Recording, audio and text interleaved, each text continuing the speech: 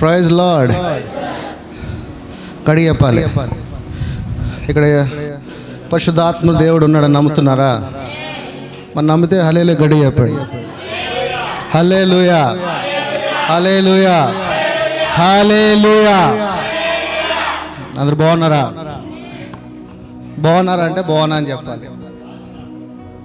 Almost 7 months or 8 months అనుకుంటా. 7 months last జనవరిలో వచ్చాను ఇక్కడికి. నేను మళ్ళీ ప్రభునామం ఆయన కృపను బట్టి మళ్ళీ మీ మధ్యలోకి తోడుకొచ్చిన విధానాన్ని బట్టి మీ అందరికి కూడా, స్థానిక సంఘస్థులకి అందరికీ కూడా హృదయపూర్వకంగా వందనాలు చెల్లిస్తున్నాను. అలాగే నాకు ఈ అవకాశం ఇచ్చిన బ్రదర్ సురేష్ ఇమానుయేల్ గారికి కూడా, అలాగే పాస్టర్ మీ పేరు నాకు తెలియదు, ఓకే, సతీష్ గారిని బట్టి కూడా మీకు కూడా హృదయపూర్వకంగా వందనాలు చెల్లిస్తున్నాను. సో మరి ఒకసారి దేవుడు మీ మధ్యలోకి తోడుకొని వచ్చిన విధానాన్ని బట్టి కూడా దేవునికి కూడా వేలాది స్తుతులు చెల్లిస్తున్నాను. సో దేవుడు అనేకమైన అద్భుతాలు నా జీవితంలో చేశాడు, అలాగే చేస్తూనే ఉన్నాడు. అలా మీ అందరి జీవితంలో కూడా అనేకమైన అద్భుతాలు చేయాలని మనస్ఫూర్తిగా ప్రభునామం పేరిట కోరుకుంటున్నాను. సో ఈరోజు నేను మాట్లాడబోయే ఒక సందేశము ఏంటంటే, ఫిజికల్ మ్యాన్, స్పిరిచువల్ మ్యాన్. ఫిజికల్గా అంటే మనము, స్పిరిచువల్గా అంటే ఇంకొకళ్ళు ఉన్నారు. ప్రతి మనిషిలో కూడా ఇద్దరు క్యారెక్టర్స్ ఉంటారు. ఉంటారా? ఉండరా? ఒకడు బయటికి కనపడతాడు, ఇంకొకడు లోపల ఉంటాడు. బయటికి కనపడేవాడు ఫిజికల్ మ్యాన్, లోపలగా ఉండేవాడు స్పిరిచువల్ మ్యాన్. కానీ మనము బయట కనపడేదే, మన కళ్ళతో చూసేదే మనం నిజం అనుకుంటాం. సర్వసహజ సిద్ధంగా మనం ఏదైతే చూస్తున్నామో అదే నిజం అనుకుంటాం. కానీ ప్రభు ఏం చెప్తున్నాడంటే, నువ్వు బయట ఏదైతే చూస్తున్నావో అది అబద్ధము అంటున్నాడు, అది నిజము కాదు అంటున్నాడు. మరి నిజం ఏదంట? నిజము ఏది అని అంటే, నిజము నీ లోన ఉన్నది. ఫస్ట్ నీ లోన తలుస్తావు, తర్వాత బయటికి చేస్తావు.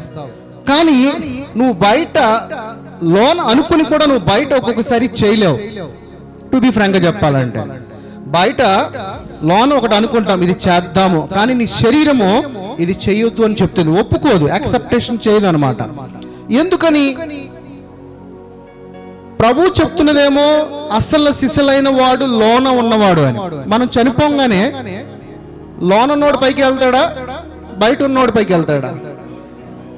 బయట ఉన్నోడు భూమిలోకి వెళ్ళిపోతాడు. కానీ మన లోన ఉన్నవాడి మాట మనం వినం, బయట ఉన్నవాడి మాట వింటాం. లోన ఉన్నవాడు నిత్య జీవంలోకి వెళ్తాడా, బయట ఉన్నవాడు నిత్య జీవంలోకి వెళ్తాడా? సరే, మనం ఇక్కడికి వచ్చి ఈ వాక్యం వింటూ దేవుని యొక్క సారాంశము, దేవుని యొక్క లేఖనములు, దేవునిని ఆరాధిస్తున్నాం, ఇదంతా చేస్తున్నాం. దేని గురించి? నిత్య జీవం గురించి. మరి అదే నిత్య జీవం గురించి నువ్వు ఇంతగా పాకులాడేవాడివి, మరి అదే లోనున్నవాడు చెప్పిన మాటని మనం ఎందుకు అనుసరించము? ఇది ఎప్పుడైనా మీరు అనుకుంటున్నారా? బయట ఉన్న నువ్వు ఎంత చేసినా, నువ్వు ఎంతగా ఆరాధించినా, ఎంతగా చప్పట్లు కొట్టినా, నువ్వు ఎంతగా నీ దశంభాగాలు తీసుకొచ్చి ఇచ్చినా, నీలో లోన ఉన్నవాడు చెప్పేది చేయకపోతే, ఫిజికల్గా అంటే నీవు ఈ శరీరానుసారముగా నువ్వు ఎంత చేసినా కానీ ఏమీ ఉపయోగము లేదు అని దేవుని యొక్క వాక్యం చెప్తున్నది. ఫిజికల్ మ్యాన్కి స్పిరిచువల్ మ్యాన్కి ఏంటి డిఫరెన్స్? ఏంటి వారి ఇద్దరికి ఉన్న వ్యత్యాసం ఏంటి? ఫిజికల్ మ్యాన్ అంటే నీ శరీరము, స్పిరిచువల్ మ్యాన్ అంటే దైవత్వముతో కూడినది, అంటే ఆల్మోస్ట్ దేవుడు అని అర్థం. మరి వీళ్ళిద్దరికీ ఉన్న డిఫరెన్స్ ఏంటి? శరీరానికి దేవునికి దైవత్వము కలిగిన యొక్క స్పిరిచువల్ మ్యాన్కి ఉన్న డిఫరెన్స్ ఏంటి అని అంటే, ఒకటే, ప్రేమ. నీ శరీరము ప్రేమని ఒప్పుకోదు, స్పిరిచువల్ మ్యాన్ ప్రేమను ఒప్పుకుంటుంది. స్పిరిచువల్ మ్యానే ప్రేమై ఉన్నాడు. అదే స్పిరిచువల్ మ్యాన్ నీకేం చెప్తున్నాడంటే, ప్రేమ కలిగి జీవించు అని చెప్తున్నాడు. కానీ మన శరీరము ఈ ప్రేమ కాకుండా సమస్తము చేస్తాము. అంటే ఆదివారం గుడికి వస్తాం, ఉపవాసం చేస్తాం, దేవుడికి మంచి కానుకలు ఇస్తాం, ఉదయాన్నే ప్రార్థన చేస్తాం, మంచి పాటలు పాడతాం, అన్నీ చేస్తాం. కానీ దేవుడు చెబుతున్నది ఒకటి, ప్రేమ. ఆ ప్రేమే మనలో ఉండదు. మరి ఇలాంటి జీవితం గనక నువ్వు జీవించిన రోజున మరి దేవుని నిత్య జీవంలోకి నువ్వు ప్రవేశిస్తావా? మనము ప్రతి ఆదివారం వచ్చి వాక్యముతో ఉదక స్నానము చేయించబడాలి. మీరు వింటున్న వాక్యము మీలో ఉన్న చీకటిని ఏం చేయాలంటే కడగబడాలి. ఎలాగ? వాక్యముతో.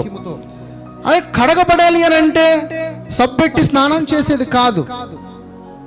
సో మనము శరీరముతో దేవుడిని చూస్తే మీరు ఎప్పుడు కూడా దేవుడిని చూడలేరు, దేవుడిని కనుగొనలేరు.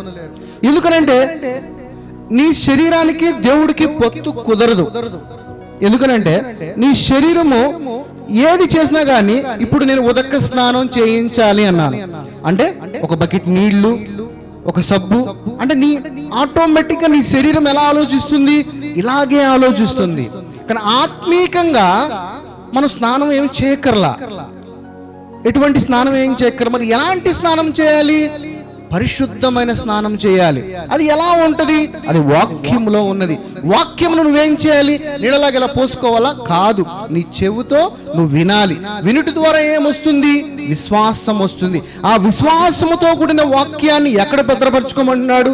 నీ హృదయంలో భద్రపరచుకోమంటున్నాడు. భద్రపరుచుకున్న వాక్యము ఏమై ఉన్నది? ఆ వాక్యము ప్రేమై ఉన్నది, ఆ వాక్యము వెలుగై ఉన్నది, ఆ వాక్యము శక్తి అయి ఉన్నది, ఆ వాక్యము జీవమై ఉన్నది. ఈ ఇలాగ ఉన్న వాక్యానికి ప్రభు ఏమంటున్నాడు? నేను కావలిగా ఉంటాను అంటున్నాడు. అంటే కంచెగా ఉంటా అంటున్నాడు. అంటే ఇప్పుడు వాక్యము ఎక్కడ ఉండాలి? మన హృదయంలో. మరి మనము వాక్యాన్ని ఎక్కడ చూసుకుంటున్నాము? ఈ జీవ గ్రంథంలో వెతుక్కుంటున్నాము. కానీ దేవుడు ఈ జీవ గ్రంథంలో లేడు. ప్రతి ఒక్క క్రైస్తవుడు జీవ గ్రంథము, లేఖనములు చూపించు, లేకపోతే స్క్రిప్చర్ చూపించు అని అంటాం.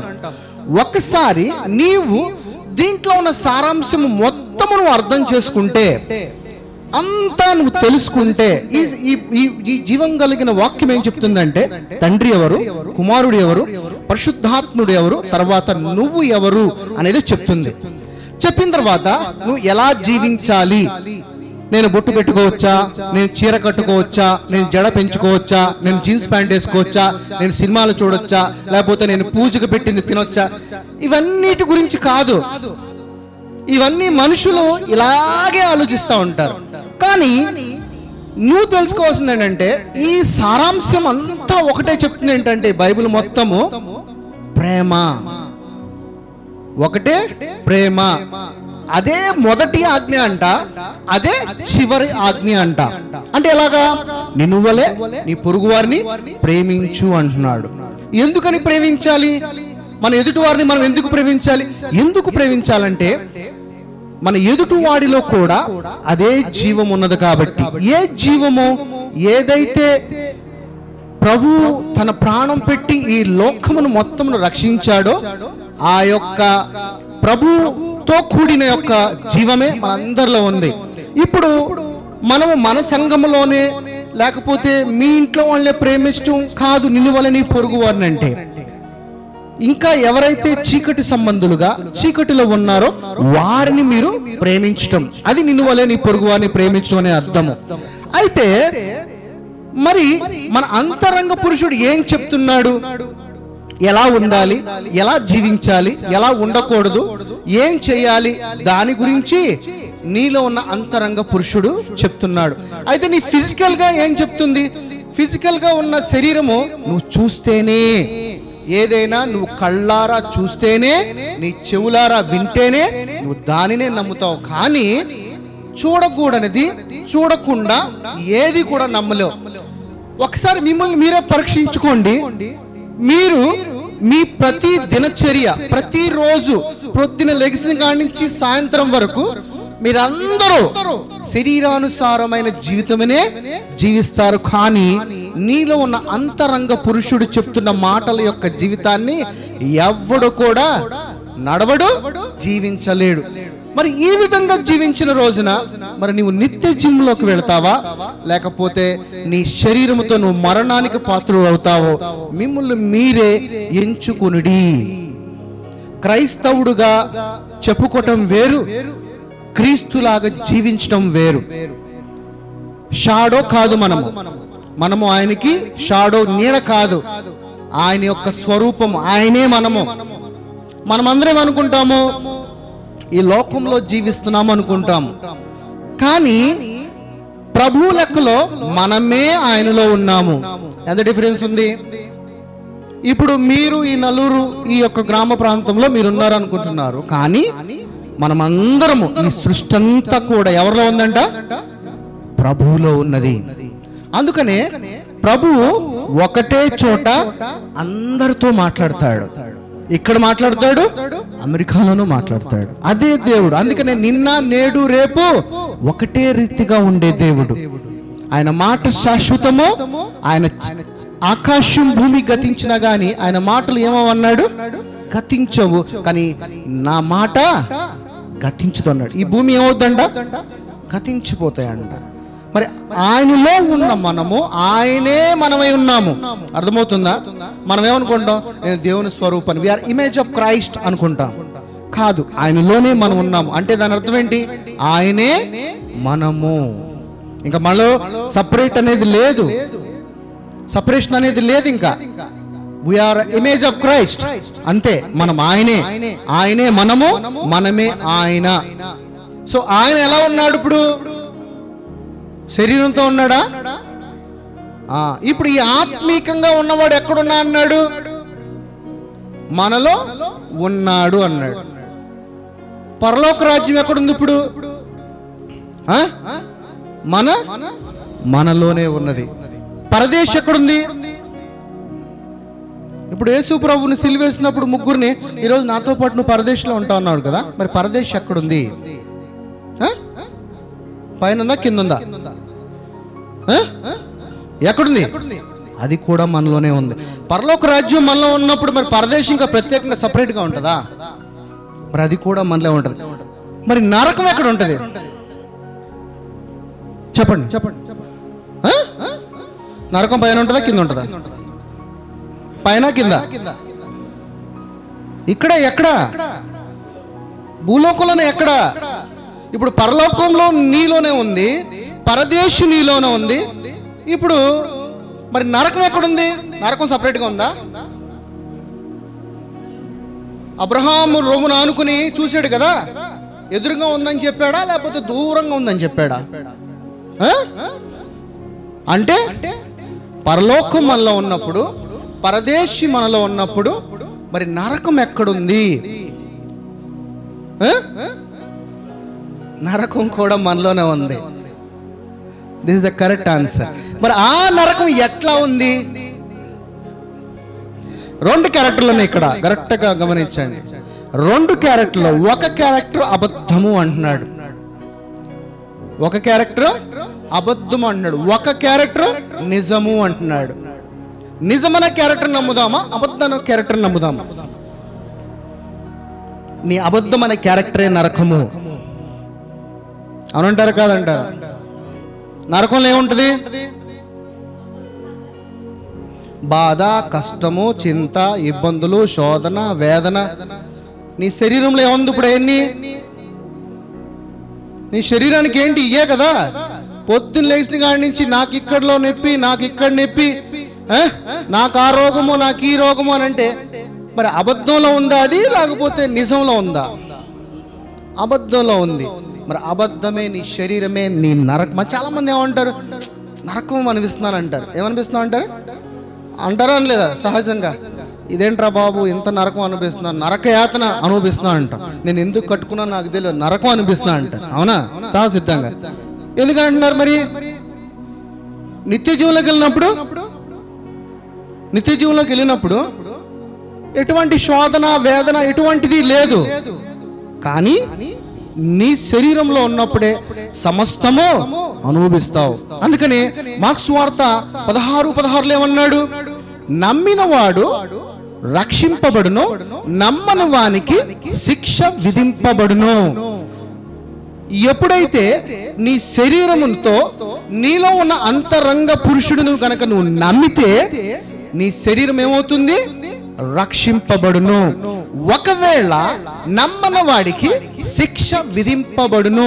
ఎలాంటి శిక్ష అనంటే ఇదే, నీ బాధలు, నీ కష్టాలు, నీ చింత, నీ శోధన, నీకుండే రోగాలు, ఇవన్నీ నువ్వు నమ్మావనుకో, నీలో ఉన్న అంతరంగ పురుషుడు కనుక నువ్వు ఎప్పుడైతే నమ్మటం ప్రారంభిస్తావో ఆ రోజు నుంచి నీ శరీరం మీద నీకేమొస్తుంది? అధికారం వస్తుంది. ఏ అధికారము? యేసుక్రీస్తు అనే అధికారము. ఆయన ఏమన్నాడు? నా అధికారమును తీసుకుని నువ్వు దేనినైతే రిబ్యూక్ చేస్తావో, దేనినైతే నువ్వు గద్దిస్తావో అది నా నామములో నుంచి వెళ్ళిపోతుంది అన్నాడు. సో నీ శరీరంలో ఉన్న చీకటిని ఎవరు గద్దించాలి? మనమే గద్దించాలి. మరి యేసు ప్రభుని ఎందుకు అడుగుతున్నారు? నువ్వే గద్దించాలి కదా. ఇంతకు నువ్వెవరు? Okay, then who you are? నువ్వు ఎవరివి? దేవుని కుమారులు. ఇప్పుడు మీ కుమార్తె కదా. మరి నువ్వెవరు ఇప్పుడు యేసు ప్రభుకి? తండ్రికి ఏమవుతావు? కుమారుడు. తండ్రి ఎవరు? ఓకే, ఎవరు ఆయన? దేవుడా లేకపోతే ఎవరు? దేవుడు. దేవుడు కుమారుడు, నువ్వేమవుతావు? కుమారుడువా దేవుడువా? కుమారుడు ఎట్లా అవుతావు? ఆయన దేవుడు అయినప్పుడు నువ్వు కూడా దేవుడివే కదా. ఇప్పుడు నీ పిల్లలు ఏమవుతారండి నీకు? నా సొంత స్వాస్థ్యము కదా. మరి ఆయన స్వాస్థ్యం మనమైనప్పుడు మనమేమవుతాం? ఇప్పుడు నా తండ్రి దేవుడైనప్పుడు నేనేమవుతాను? దేవుడు. అదే చెప్పాడు యేసు ప్రభు. యు ఆర్ ఎ గాడ్ అన్నాడు. ఏమన్నాడు? నువ్వు దేవుడివి అన్నాడు. దైవత్వము కలిగిన వాడివి. అందుకనే యు హ్యావ్ టు డెలివర్ అన్నాడు. నీవు గద్దించు. దేని మీద? నీ శరీరం మీద. గద్దించినప్పుడు ఏమవుతుంది? నా నామం తీసుకుని నీ శరీరానుసారముగా ఏ చీకటైతే నేను ఇబ్బంది పెడుతుందో దాన్ని గద్దించు అన్నాడు. ఆటోమేటిక్గా నేను దేవుణ్ణి ఏంటి? నేను పాపిని కదా. ఎస్, నువ్వు పాపివే. ఎందులో ఉన్నప్పుడు? అబద్ధములో జీవించినప్పుడు. ఒకవేళ నువ్వు అంతరంగ పురుషుడుగా నువ్వు అంగీకరించి అలాంటి జీవితం జీవించిన రోజున నిన్ను ఏ పాపము ముట్టనివ్వను అంటున్నాడు. ఏ దుష్టుడిని కూడా నేను ముట్టనివ్వను అంటున్నాడు. ఈ శరీరం మేబీ కుట్టిపోవచ్చు, కుళ్ళి కంపు పట్టవచ్చు, కానీ ఆత్మ కుళ్ళి పట్టదు, నశించిపోదు. ఎందుకంటే ఇది నిజము. ఇదే నిత్య జీవములోకి వెళుతుంది. ఈ శరీరం దేంట్లోకి వెళ్తుంది? మన్ను నుంచి వచ్చిన వాడివి మళ్ళా మన్నుకే వెళ్ళిపోతావు. అర్థమవుతున్న వాక్యము? అందుకనే మనము యేసయ్యని అడగటం కాదు, యేసయ్యవే నువ్వు. ఎవరు నువ్వు? I'm God. ఎవరు మీరు ఇప్పుడు? యేసయ్య కాదు, నేనే దేవుణ్ణి. I'm God. ఎవరున్నా నీలో? ఇప్పుడు అధికారం ఎక్కడుంది? మనలోనే ఉంది. ఇప్పుడు ఎవరు యూటిలైజ్ చేసుకోవట్లా. మన మోకాలు దండేసి ప్రభువా ప్రభువా, అందుకే దేవుడు అంటాడు, మీరు దేవా దేవా అని నన్ను పిలిచినా నేను పలకను అంటున్నాడు. నేను అక్కడ లేను, నీలో ఉన్నా. నాలా జీవించు, నేనే జీవించు. నేనే నువ్వు, నువ్వే నేను. నా తండ్రివన్నీ నావి, నావన్నీ తండ్రివి. అలాగే మనకు కూడా అంతే, same funda. There is no between difference. ఏది డిఫరెన్స్ లేదు. ఇది సత్యము. ఇది తెలుసుకోక మనం ఎలా జీవిస్తున్నామంటే ఇంకా ఈ స్థాయిలో ఉన్నాం. మనల్ని ఈ స్థాయిలో పెట్టలా. నీ కుమార్తెను అలా పెడతావా? ఒకవేళ నీ దగ్గర ఉంటే ఈ స్థాయిలో పెడతావు. యేసు ప్రభు కూడా నిన్ను అలాగే ఉంచాడు. మనం ఇంకా ఏంటంటే మనల్ని మనమే మోసపుచ్చుకుంటున్నాం. మనల్ని మనమే ఒక అబద్ధపు జీవితంలో జీవిస్తున్నాం. ఏదో వచ్చాము, వాక్యం విన్నాము కాదు. ఈ వాక్యము గనుక వింటే ఇది నువ్వు ఎవరు అనేది తెలుసుకోవాలి. నువ్వు ఎవరు అనేది తెలుసుకొని రోజున అదే నిజమైన పాపము నీకు అధికారం ఇచ్చి సమస్తమును నీ చేతుల్లో జీవగ్రంథమునిచ్చి ఇంకా స్టిల్ నాకు అర్థం కావట్లా, నేను ఎవరిని అని నువ్వు ఎంతగా వెతికిలాడినా కానీ ఏ ఉపయోగము లేదు. అదే నిజమైన పాపం. అంతేకాని నీ శరీరానుసారంగా నువ్వు చేసేది పాపమే కాదు. ఎందుకనంటే పాపం ఉందంటారా? పాపం ఉందా? ధర్మశాస్త్రం లేకపోతే పాపమే లేదన్నాడు. మనము సత్యం తెలుసుకోవాలి. సత్యం ఎక్కడ తెలుసుకోవాలి? ఎక్కడ తెలుసుకోవాలి సత్యము? ఎక్కడ తెలుసుకోవాలి? ఇక్కడ తెలుసుకోవాలి. నీ మనసులో తెలుసుకోవాలి. ప్రతి ఒక్కడి జీవితంలో బయటకు కనపడని ఒక యుద్ధమే జరుగుతూ ఉంటుంది. పొద్దున్న లేచిన కాడి నుంచి రేపొద్దున నేను లోన్ కట్టాలి, లేకపోతే నాకు ఈ రోగం ఉంది, లేకపోతే ఇంకోటి, ఈ సమస్య ఆ సమస్య అని ఎక్కడ వాడికి యుద్ధం జరిగేది? మైండ్. ఇక్కడ మారాలి నువ్వు. అందుకనే రూపాంతరము చెందు అన్నాడు. రెన్యూర్ మైండ్ అన్నాడు. రెన్యూ యువర్ మైండ్ అంటే రూపాంతరము చెందాలి. కానీ మన శరీరంలో జీవిస్తే, ప్రభువా నన్ను స్నానం చేయమన్నావు కదా, బకెట్ నీళ్ళు తెచ్చుకున్నాను అంటావు. ఆత్మీయంగా తెచ్చుకుంటే నువ్వు ఇక్కడ మారాలి. దేవుడి కొరకు నువ్వు ప్రత్యేకంగా ఏమి చేయక్కర్లా. Don't do anything, only change your mind. అంతే. Switch on, switch off. నీ మైండ్ని స్విచ్ ఆన్ చేసుకో అంటున్నాడు. ఎందులో? నాలో. నన్ను నీ హృదయంలో విశ్వసించు అంటున్నాడు. సో ఈరోజు వాక్య సారాంశము ఇలాగ ఉంటుంది.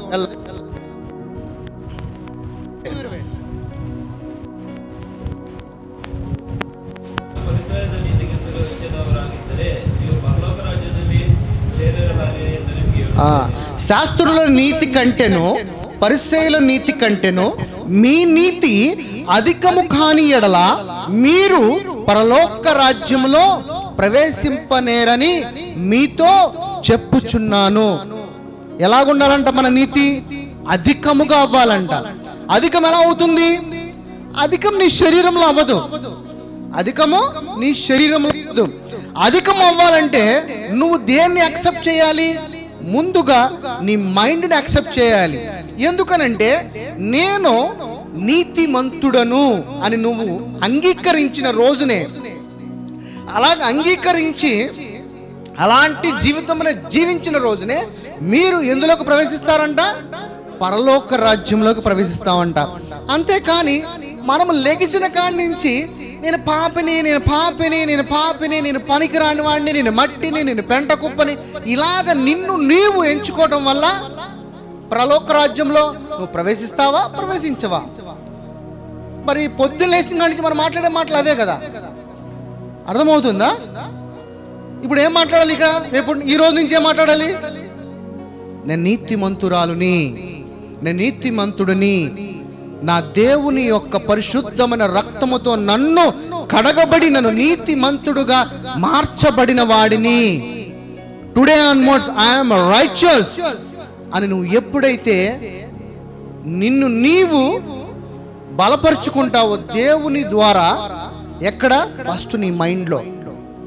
అప్పుడు దేంట్లో ప్రవేశిస్తావంట? నువ్వు పరలోక రాజ్యంలోకి ప్రవేశిస్తావు. లేకపోతే ప్రవేశింపనేరవు అని అంటున్నాడు. అంటే నీ శరీరానుసారమైన ఆలోచన కలిగి కనుక నీవు ఉన్నట్లయితే you never enter to heavenly అంటున్నాడు. అలాగే మత్తయి సువార్త అదే అధ్యాయం 39కి రండి. అనగా దుష్టుని ఎదిరింపక నిన్ను కుడి చెంప మీద కొట్టువాని వైపునకు ఎడమ చెంప కూడా త్రిప్పుము. ఎడమ చెంపని కూడా తిప్పాలంటే, ఎవడన్నా వచ్చి ఫాల్ట్ అని కొట్టి నిన్ను స్లాప్ కొడితే మరి నీ శరీరం ఒప్పుకుంటుందా? ఒప్పుకుంటుందా? నీ కుడి చెంప కూడా నువ్వు ఎవడన్నా కొడితే నీ ఎడమ చెంపని కూడా తిప్పగలిగే అంత నీలో మెచ్యూరిటీ రావాలంటే నీవు ఫిజికల్ మ్యాన్ నుంచి స్పిరిచువల్ మ్యాన్లోకి వచ్చినప్పుడు, శరీరంలోనే గనక నువ్వు ఉండి ఉన్నట్లయితే నీ యొక్క అహంభావము ఒప్పుకోదు. కానీ దేవుడు ఏమంటున్నాడు? ఎందులోంచి ఎందుకు రమ్మంటున్నాడు? శరీరంను దాటి ఆత్మికంగా రమ్మంటున్నాడు. అంటే ఒక ప్రాసెస్లోకి రమ్మంటున్నాడు. ఈ ప్రాసెస్ జరగాలంటే ఫిజికల్కి స్పిరిచువల్కి మధ్యలో ఏముందనంటే ప్రేమ. ఈ ప్రేమ అనేది నీలో పుట్టకపోతే ఎవడన్నా కొట్టంగా నీలోకి ఎమ్మంటే ఏమొస్తుంది? కోపం వస్తుంది. అదే ప్రేమ ఉందనుకో, ఓకే నా సహోదరుడులే, ఏంటి ఇంకొంచెం కొడదా, దా కొట్టు అంటాం. ప్రేమ కనుక లేకపోతే ఆటోమేటిక్గా కోపం వస్తుంది. కోపం ఎవరి సంబంధి? అది ప్రభు అందుకే చెప్తున్నాడు. అలాగే ఎవడైనా నీ మీద వ్యాజ్యము వేసి నీ అంగీని తీసుకోరిని ఎడల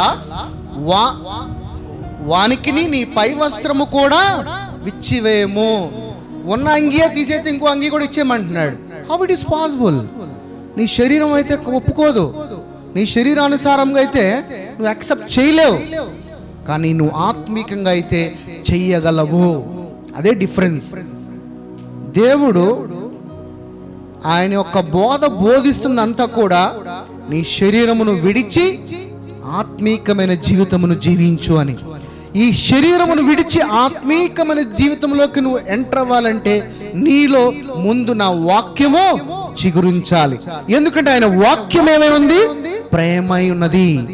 ఆ ప్రేమై ఉన్న రోజున నువ్వు ఎదుటివాడికి ఏదైనా చేయటానికి నీ హృదయము యాక్సెప్టేషన్ చేస్తుంది, లేకపోతే నువ్వు ఏది కూడా చేయలేవు. దాని తర్వాత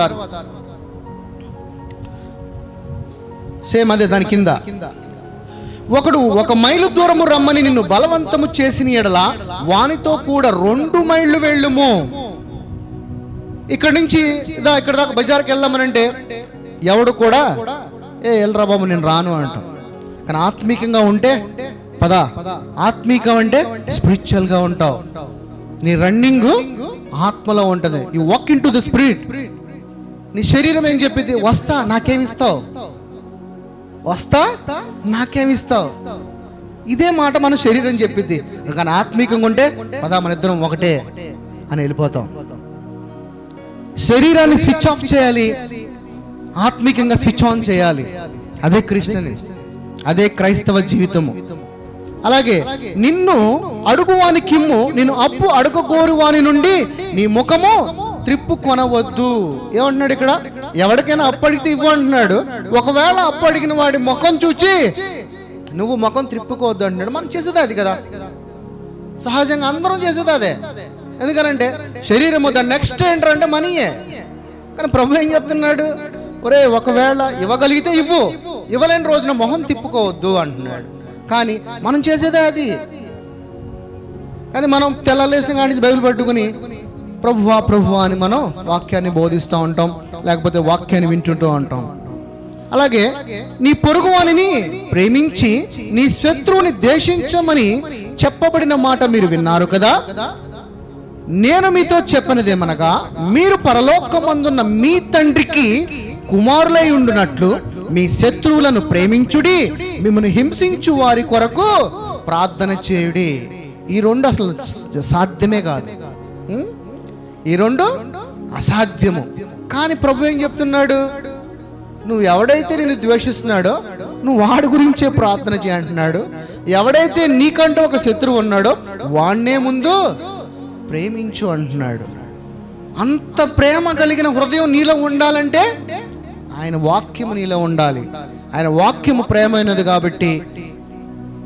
ఇప్పుడు అర్థమవుతుందా? ఐఎమ్ ఇమేజ్ ఆఫ్ క్రైస్ట్ అంటాం, దేవుని స్వరూపము. మరి దేవుని స్వరూపం అంటే నీ కుడి చెంప కొట్టిన వాడి మీద ఎడమ చెంప తిప్పేవాడి అంట అంత మెచ్యూరిటీ లెవెల్ రావాలి.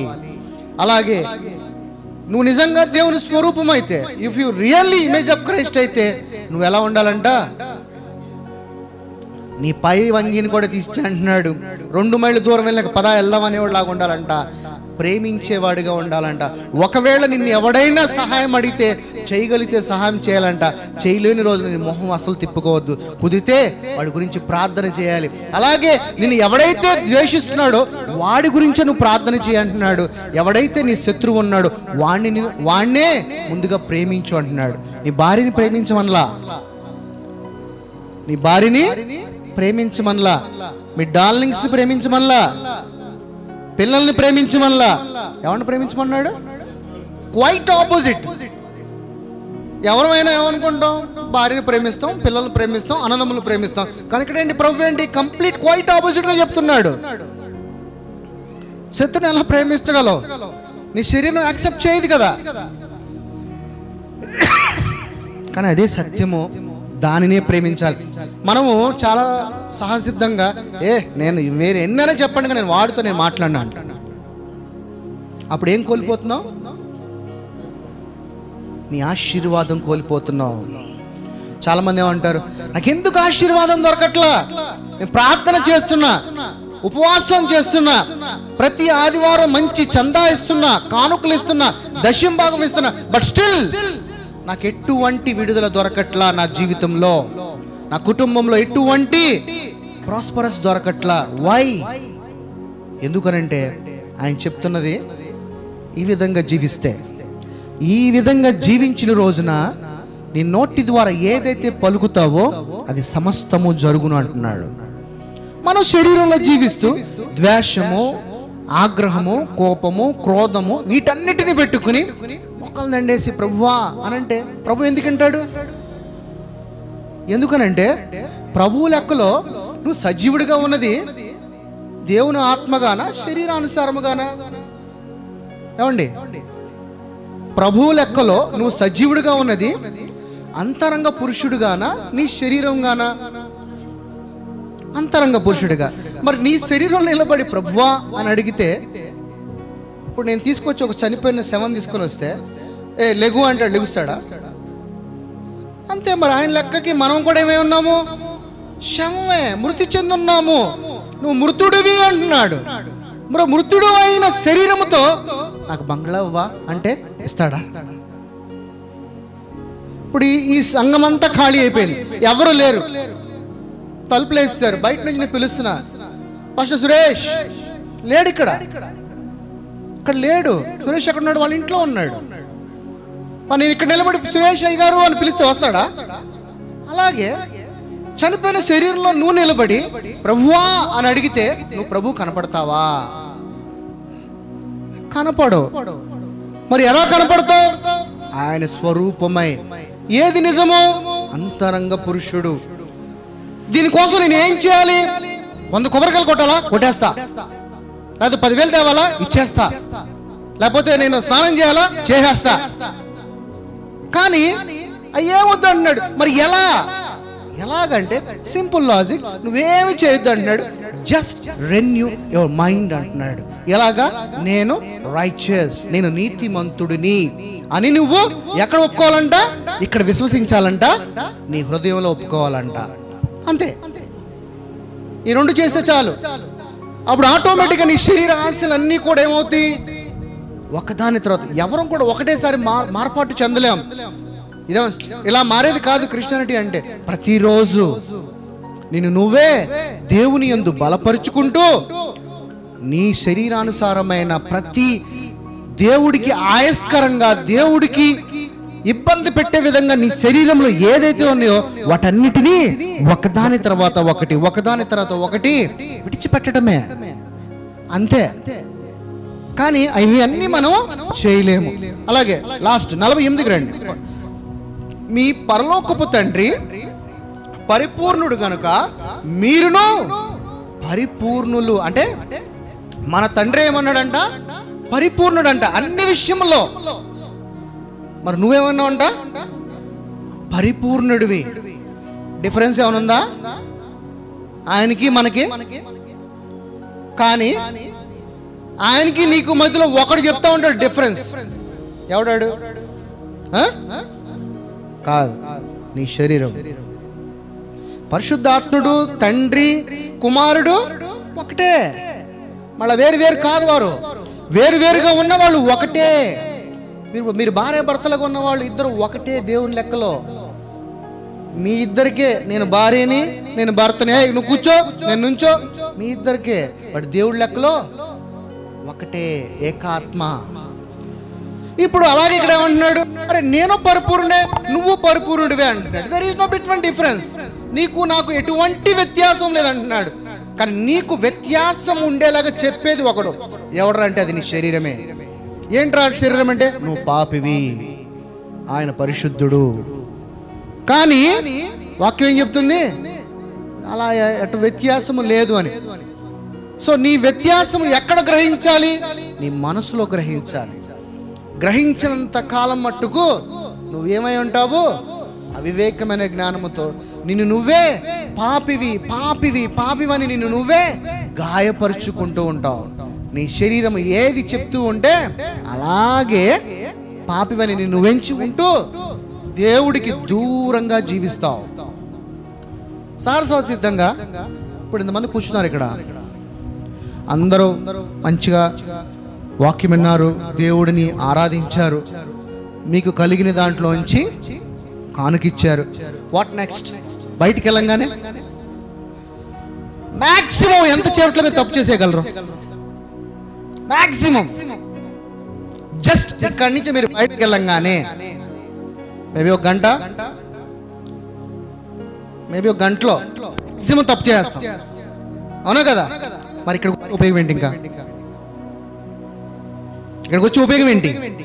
అరే ఇక్కడ ఉన్నంత చేపు పరిశుద్ధుడివి, మంచిగా ఆరాధన చేసావు, నీకు దేవుడిచ్చిన వర్ధిలను బట్టి నువ్వు దేవుడికి కృతజ్ఞతాస్తుతులు చెల్లించావు. బట్ ఇక్కడి నుంచి జస్ట్ బయటికి వెళ్ళగానే with in 1 hour you going to commit maybe ఏదో ఒక సీన్ లో నువ్వు కమిట్ అవుతావు. But what is the use ఇక్కడ నువ్వు రావటానికి? ఏంటి దానివల్ల ఏంటి ప్రత్యేకత? అర్థమవుతుందా? Just switch on. నీ శరీరం ఎప్పుడు తప్పు చేస్తూనే ఉంటది. అసలు తప్పు చేయకపోతే నిజమైన పాపం అంట. నేను పాపిని కాను అనుకోవటమే నిజమైన పాపం అంట. సో అట్లాగే నువ్వు నిజంగా దేవుడు చెప్తున్న అంతరంగ పురుషుడి యొక్క జీవితమును కనుక జీవిస్తే ఇది సత్యము. అందుకే నేనే మార్గము, నేనే సత్యం అన్నాడు. ఏంటి ఆ సత్యం అనంటే ఈ శరీరము మనది కాదు, నీలో ఉన్నది నాది, అదే నువ్వు నేను తండ్రి, దానిలో నువ్వు నివసించు, దానితో నువ్వు జీవించు అన్నాడు. కానీ ఓకే అది పక్కన పెట్టే, నాకు కావాల్సిన ఆదివారం పూట ఒక గంట సేపు నేను వచ్చినప్పుడు నన్ను బ్లెస్ చేస్తే చాలు, మిగతా రోజులో నేను నాకు ఇష్టానుసారమైన నా లోకంలో నేను జీవిస్తా. కానీ దేవుడు అంటున్నాడు, అరే ఆ లోకం మంది కాదు అంటున్నాడు. ఆ లోకంలో ఉన్నది ఈ రోజున ఎటు చూసినా లస్ట్ ఆఫ్ ఐస్, అవునంటారా కాదంటారా? లస్ట్ ఆఫ్ ఫ్లెష్ ఎటు చూసినా. అలాగే ప్రైడ్ ఆఫ్ లైఫ్ అంటున్నాడు, గర్వంతో కూడిన జీవితం అంటున్నాడు. మరి ఎటు చూసినా అదే ఉన్నప్పుడు దేవుడు అంటున్నాడు అసలు ఇదంతా మంది కాదు అంటున్నాడు. కానీ ప్రతిరోజు లెగిసిన కాడి నుంచి ప్రతి ఒక్కడు వెళ్ళేది, పాకులాడేది, చేసేది సమస్తము అదే. వాక్యము చెబుతున్నది ఒకటి, మనం అర్థం చేసుకుని నడుస్తుంది ఒకటి. దేవుడు ఇటుంటే సంఘం ఇటుంది. దేవుడికి ఆపోజిట్ గా ఉండాలి, లేకపోతే దేవుడిలోనే ఉండాలి. అవునా? మరి మీరే ప్రశ్న వేసుకోండి, ఎలాంటి జీవితాన్ని నేను జీవిస్తున్నానని. జీవిస్తే క్రీస్తులో జీవించు, లోకంలో కాదు. ఈ లోకం మనది కాదు అని చెప్తున్నాడు. మనది కాని లోకంలో మనం జీవిస్తూ ఇదే నిజమని మనం నమ్ముతున్నాము. ప్రభువు చెప్తున్నాడు ఆ లోకము నీది కాదు, నాది కాదు, అసలు అది మనదే కాదు అంటున్నాడు. నా లోకం ఎక్కడుందంట? నీలోనే ఉన్నది. అందుకనే కనురెప్పపాటు అంటారు. ఎంత కనురెప్పపాటు? పరలోకం ఎక్కడుంది? ఇప్పుడు ఇక్కడే ఉంది. బ్లింక్ అవ్వగానే నుంచి వెలుగులోకి జస్ట్ స్విచ్ ఆన్, కనురెప్పపాట్లో స్వర్గంలోకి వెళ్ళిపోయావు, పరలోకంలోకి వెళ్ళిపోయావు. అంతేగాని ఇక్కడ నుంచి నేను అంత ట్రావెల్ చేయాలా? నో. ఏదో తేట ఎక్కడుంది? భూమి మీద ఉందా, కింద ఉందా, పైన ఉందా? పైన ఉందా? భూమి మీదే కదా. పరలోకం కూడా ఇక్కడే ఉంది. ఏమని ప్రార్థన చేస్తావు? పరలోక ప్రార్థన. పరలోకం ముందున్న మా తండ్రి, నీ చిత్తము పరలోక రాజ్యంలో నెరవేరబడినట్లుగా భూలోకమందు కూడా నీ చిత్తము నెరవేరబడునుగాక. అంటే పరలోకాన్ని ఎక్కడ తీసుకురమ్మంటున్నావు? భూలోకంలోకి. భూలోకంలో ఉన్న నీలోకి అదే ప్రభు తీసుకొచ్చి చెప్పాడు. ప్రభు తీసుకొచ్చి నీలో పెట్టేశాడు. మనం ఇంకా తెలుసుకోకుండా పైకి చూస్తూ ప్రార్థన చేస్తూ ఉంటాం. తండ్రి కూడా నీలో ఉన్నాడు, ఇక్కడే ఉన్నాడు, అక్కడ లేడు, అక్కడ ఎవడో లేడు, పైన సమస్తం మనలోనే ఉంది. అందుకనే నీలో ఉన్న దేవుడితో నువ్వు మాట్లాడటం ప్రారంభించు. ఆయనతో సహవాసము, నీ స్నేహితుడు, నీకు మంచి డాడీ, శరీరానుసారమైన డాడీ కమర్షియల్, శరీరానుసారమైన డాడీ కమర్షియల్. మంచి ఉద్యోగం వస్తే నా కొడుకు తాగుపోతుండే ఆ కొడుకుగా చెప్పుకోవటం కూడా ఇష్టపడరు. కానీ ఆత్మీక తండ్రి, ఆ డాడీ, నువ్వు ఎలా ఉన్నా కానీ నేను నీతిమంతుడి కోసం రాలేదు అన్నాడు. ఎవరి కోసం వచ్చాడంట? విరిగి నలిగిన హృదయం కావాలన్నాడు. కానీ శరీరానుసారమైన డాడీకి ఏం కావాలి? వాడు బాగా ఉండాలి. అప్పుడే నా కొడుకు లేకపోతే నా కూతురు కొంచెం ఏదన్నా తేడాగా ఉంటే నా కూతురు అని చెప్పుకోవటం కూడా వాడు ఇష్టపడాడు. ఎంత తేడా ఉంది చూసారా? సో శరీరానుసారమైన తండ్రి దగ్గర కండిషన్ ఉంది, కండిషన్ అప్లై. నువ్వు ఇలాగ ఉంటేనే నువ్వు నా కొడుకువి, ఇలాగ జీవిస్తే నువ్వు నా కూతురువి, ఇలాగ నువ్వు ఉద్యోగం తెచ్చుకుంటేనే, నేను చెప్పిన వాడిని నువ్వు పెళ్లి చేసుకుంటేనే నువ్వు నా ముద్దుల కూతురువి, లేకపోతే కాదు. బట్ కానీ నీ తండ్రికి నువ్వు ఎలానా ఉండు, నా కూతురివి, నా కుమారుడివి అన్నాడు. ఎందుకంటే మరి ఇక్కడ ఏ తండ్రి గొప్పోడు? శరీరానుసారమైన తండ్రి గొప్పోడా, ఆత్మీకమైన తండ్రి గొప్పోడా? ఆ తండ్రిని ప్రేమించండి. ఆ తండ్రి ఎక్కడున్నాడంట? మనలోనే ఉన్నాడు.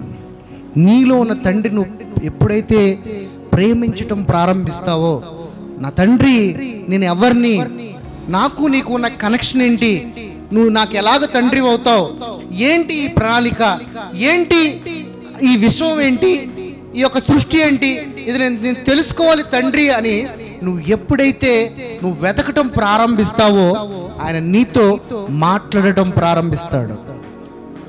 ఒకటేసారి మాట్లాడకపోవచ్చు, maybe it will take some time. ఎలాగా? ఇప్పుడు మనం మంచిగా జిమ్కి వెళ్తాం, ఒకటే రోజు బాడీ వచ్చేస్తా? రాదు. కొన్ని రోజులు నువ్వు వ్యాయామం చేసిన తర్వాత అప్పుడు నీకు నీ యొక్క బాడీలో షేప్ అనేది మారుతుంది. దినము దాని సంగతులను గూర్చి చింతించును, ఏనాటి కీడు ఆనాటికి చాలును. ప్రతి ఒక్కరం కూడా రేపేమైపోద్దో అని ఆలోచిస్తూ ఉంటాం. అందరం కూడా రేపేం జరిగిద్దో, రేపటి నా పరిస్థితి ఏంటో, రేపటి నా భవిష్యత్తు ఏంటో, రేపటి నా పిల్లల భవిష్యత్తు ఏంటో, లేకపోతే రేపొద్దున్న నా కుటుంబ పరిస్థితులు ఏంటో అని మన ఆలోచనలు అన్నీ కూడా అలాగే ఉంటాయి. అందుకే ప్రభు ఉన్నాడంటే రేపటిని గురించి చింతింపకుడి అంటున్నాడు. మరి ఆ చింత ఏమైపోవాలంట? ఆ చింత యావత్తు తీసుకొచ్చి నా మీదే వదిలే అంటున్నాడు. నీ శరీరానుసారమైన చింత అంతా కూడా తీసుకొచ్చి నాకు ఇచ్చే అంటున్నాడు. ఆ అబద్ధమైన జీవితం గురించి నువ్వు ఎందుకు ఆలోచిస్తున్నావు? నిజం గురించి ఆలోచించు.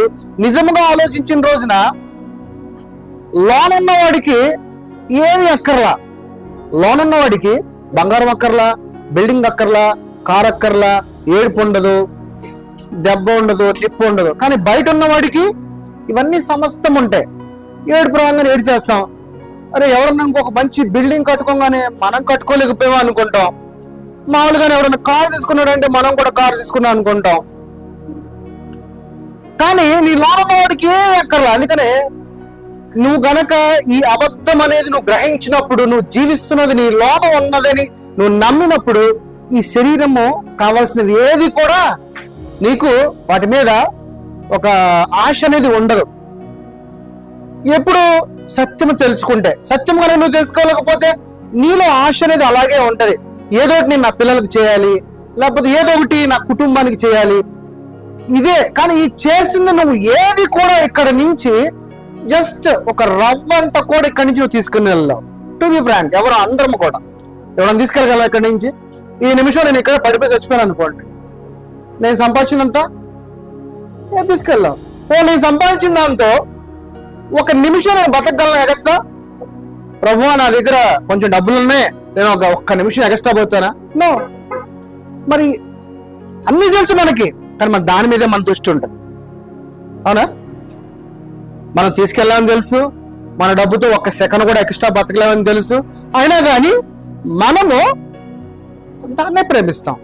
కానీ ప్రభు ఏమంటున్నాడంటే, భూమి మీద ఉన్న వాటి మీద దేని మీద కూడా మనస్సు పెట్టుకో, మాకు పైనున్న వాటి మీద మనస్సు పెట్టుకో అంటున్నాడు. ఎందుకంటే నీ విశ్వాసం అనే ఒక ట్రెజరీని నువ్వు అక్కడ తీసుకుని రా అంటున్నాడు. నీ విశ్వాసం ఏమైందంట? అదొక ట్రెజరీ అంట. ఇక్కడి నుంచి నువ్వు ఏదన్నా తీసుకుని వెళ్ళేది ఏంట్రానంటే నీ విశ్వాసమే. మేబీ నీకు ఇవ్వచ్చు, మేబీ నీకు ఇవ్వకపోవచ్చు. ఇవ్వకపోవచ్చు దగ్గర 2 డిఫరెన్స్లు ఉన్నాయి. చాలా మంది ఏమనుకుంటారు, సంఘంలో మేబీ ఇటు ఉన్నవాళ్ళు, ఎగ్జాంపుల్ ఇక్కడ ఉన్న ఒక వ్యక్తి ఉన్నాడు. ఈ వ్యక్తి బాగా అభివృద్ధి చెందాడు.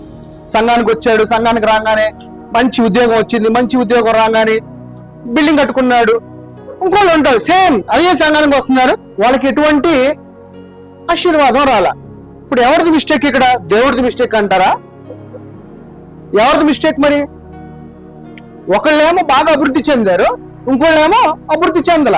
మరి ఇక్కడ ఎవరిది మిస్టేక్? ఎవరు తప్పు చేశారు ఇక్కడ? దేవుడు తప్పు చేశాడా, లేకపోతే మనమే తప్పు చేసామా? దేవుడు తప్పు చేయడు కదా ఆబ్వియస్లీగా. మరి తప్పు ఏదో జరుగుతుంది, మనలోనే జరుగుతుంది. అంటే మనలో జరుగుతూ తప్పేంటి?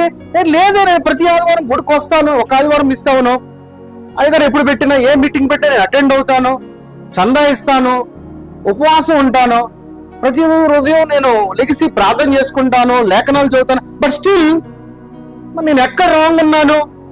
నువ్వు ఎక్కడ రాంగ్ ఉన్నావు అంటే ఇక్కడ రాంగ్ ఉన్నావు, ఇక్కడే రాంగ్ ఉన్నావు.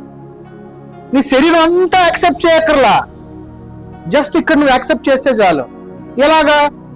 నేను నీతిమంతుడిని, ఈ శరీరము నథింగ్ అని ఎప్పుడైతే నమ్ముతావో ఈ శరీరం మీద నీకు ఆటోమేటిక్ గా ఆ చావ, ఆ ఆశ అనేది చచ్చిపోతుంది.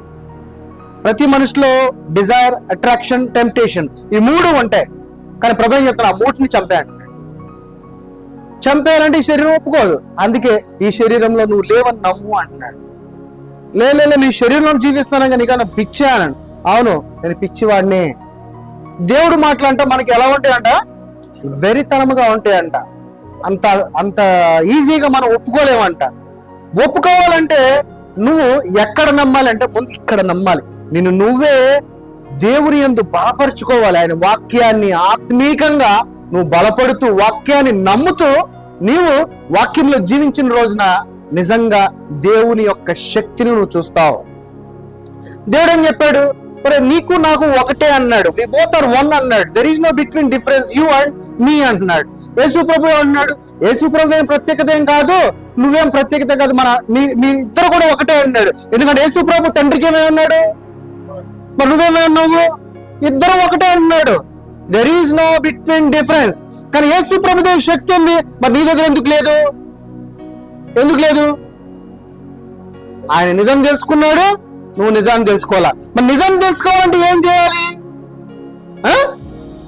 యేసు ప్రభు ఏం చేశాడు? నిజం 33 సంవత్సరంలో యేసు ప్రభు కామన్ మ్యాన్ గానే, సర్వసహజ సిద్ధంగా ఉండే ఒక మనిషిగానే జీవించాడు.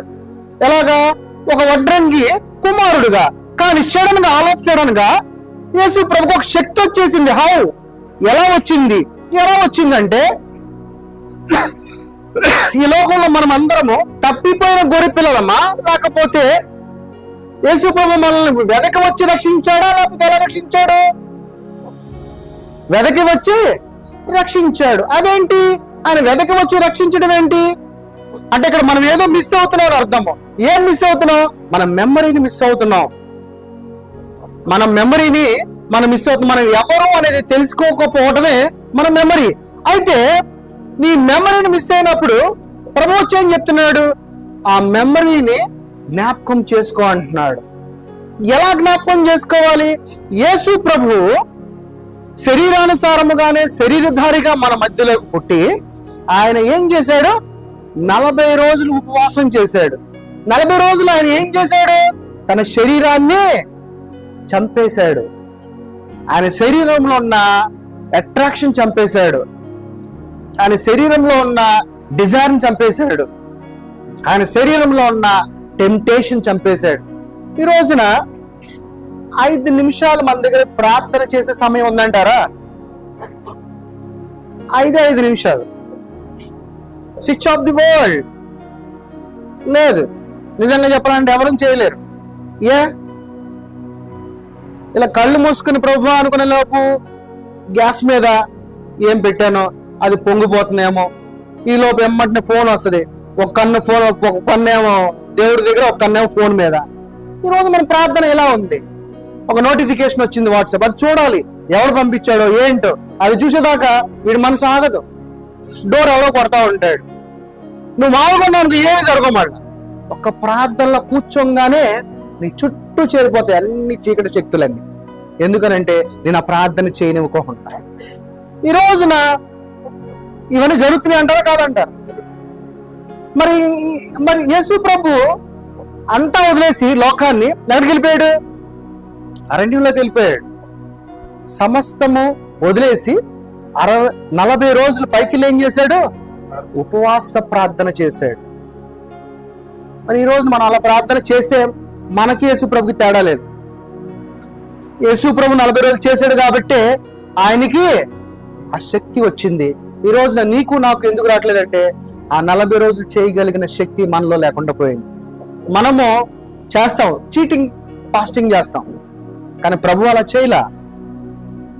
ఎమ్మటనే మన ఫోన్కి మనం సరెండర్ అయిపోతాం, మన టీవీకి సరెండర్ అయిపోతాం, మన ఎంటర్టైన్మెంట్కి సరెండర్ అయిపోతాం, ఈ లోకానికి సరెండర్ అయిపోతాం. బట్ కానీ ప్రభువు ఎవరికి సరెండర్ అవ్వాలా? తన తండ్రికే సరెండర్ అయ్యాడు. అది గనక నువ్వు చేయగలిగితే నిజంగా నీలో కూడా అదే అద్భుతాన్ని మనము చూడగలము. ఇదే తేడా ఆయనకి మనకి. ఒకవేళ అది చేయగలిగితే మీరిద్దరూ కూడా ఒకటే అంటున్నాడు. There is no between difference అన్నాడు. ఒకటే మూలము అంటున్నాడు. మరి ఆ మూలం కలిగిన యొక్క శక్తిని మనం పొందుకోవాలంటే నువ్వు ఫస్ట్ మార్పాటు చెందాల్సింది ఎక్కడంటే చేతులు కళ్ళతో కాదు, నీ మైండ్తో ఫస్ట్ రిపెంటెన్స్ చెందాలి. మారు మనసు పొందాల్సింది నీ మైండ్తో. మనం చాలా మంది అనుకుంటాము నేను బాప్తీసం తీసుకున్నాను. అరే బాప్తీసం తీసుకున్నది ఫిజికల్. ఎందుకంటే నీ శరీరము చూస్తే నమ్మిద్దా, చూడకపోతే నమ్మిద్దా. అందుకనే అవును నువ్వు బాప్తీసం తీసుకున్నావు కదా, ఈ రోజు నుంచి పరిశుద్ధంగా ఉండు. నువ్వు చూస్తేనే నమ్ముతావు కదా. ఆ ఫిజికల్ యాక్టివిటీస్ దాని గురించే. చూసిన దానికన్నా గొప్పది చూడకుండా ఉన్నదానికన్నా గొప్పది ఏది? చూసిందా చూడకుండా ఉన్నదా?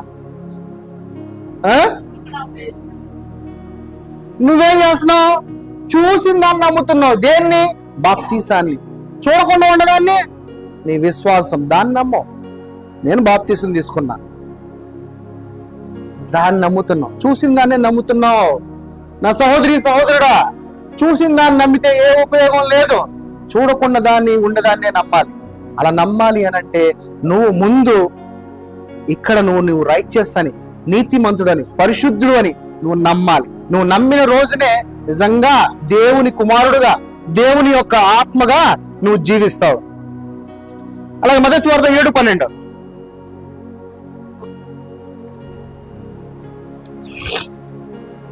కావున మనుషులు మీకు ఏమి చేయవలనని మీరు కోరుదురో అలాగుననే మీరును వారికి చేయుడి. ఇది ధర్మశాస్త్ర ప్రవక్తల ఉపదేశమునై ఉన్నది.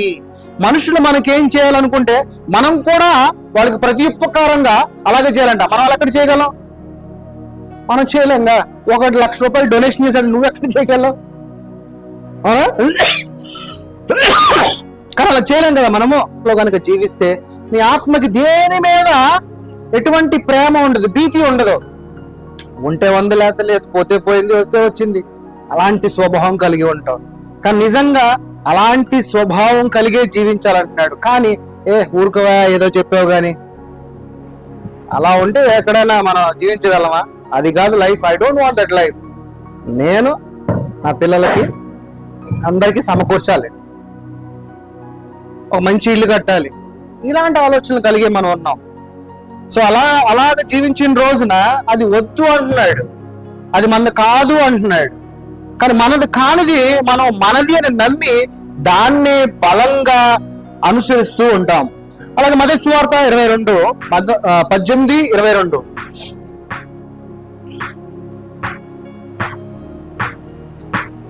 మత్తయి సువార్త 18:22 అందుకు యేసు అతనితో ఇట్లా నేను 7 మార్లు మట్టుకే కాదు 70 ఏళ్ల మార్లు మట్టుకని నీతో చెప్పుచున్నాను అని అంటున్నాడు. ఇక్కడ అడుగుతాడు పేతురు, ఎన్నిసార్లు క్షమించాలి అని. ప్రభు అన్నాడంటే 70 ఏళ్ల మార్లు మట్టుకంటే అంటే ఆల్మోస్ట్ నువ్వు బతుకున్నని రోజులు, అంతే కదా. మనిషి మహా బతికితే 70 ఏళ్ళు, ఇంకా ఆరోగ్యంగా ఉంటే 80 ఏళ్ళు. సో నువ్వు ప్రతి రోజును కూడా క్షమిస్తూనే ఉండాలి. అందుకని మొదటి వాక్యం ఏం చెప్పాడు? నీ శత్రువుల్ని ప్రేమించు, నువ్వు ద్వేషించే వారిని ప్రార్థించు అన్నాడు. అలాగే కావున పరలోక రాజ్యము తన దాసుల యొక్క లెక్క చూచు గోరిన ఒక రాజును పోలినే ఉన్నదంట.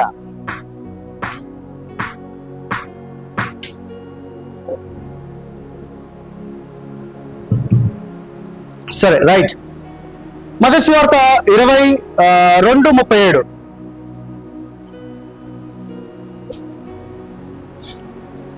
ఏమంటున్నాడు ఆయన? ఆరాధించమంటున్నాడు. మరి నీ శరీరం ఏది? ఇక్కడ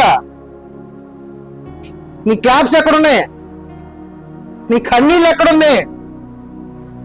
వాటితో చేయమని చెప్పట్లే. అక్కడ ఏం చేయమంటున్నాడు? నీ పూర్ణ హృదయముతో,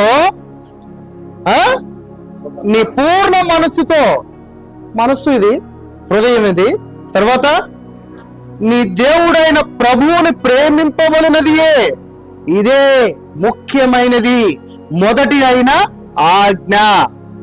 నిన్ను వలె నీ పొరుగు వారిని ప్రేమింపవలనదే రెండవ ఆజ్ఞ. సత్యముతో, పూర్ణ హృదయముతో, పూర్ణ మనసుతో, జ్ఞానము కలిగి దేవుడిని ఆరాధించమన్నాడు. ఎందుకంటే ప్రభువులో సత్యం ఉంది కాబట్టి. ఆ సత్యము ఏంటంటే నీ అంతరంగ పురుషుడు అని. అందుకని అంతరంగ పురుషుడు నిజం కాబట్టే ఆయన ఎలా ఆరాధించమంటున్నాడు? అంతరంగ పురుషుడి నుంచి. నీ హృదయం ఎక్కడ ఉంటది? లోన ఉంటది. నీ మనస్సు ఎక్కడ ఉంటది? లోన ఉంటది. అదే సత్యము తెలుసుకుని జ్ఞానముతో నన్ను ఆరాధించు అంటున్నాడు. దాని తర్వాత ఏమంటున్నాడు? నిన్ను వలె నీ పొరుగు వారిని ప్రేమించు అన్నాడు. ఇదే ముఖ్యమైనది, మొదటి ఆజ్ఞ. దీని మించిన ఆజ్ఞ ఇంకొకటి లేదు అని చెప్తున్నాడు. అలాగే లూకా సువార్త 14:12.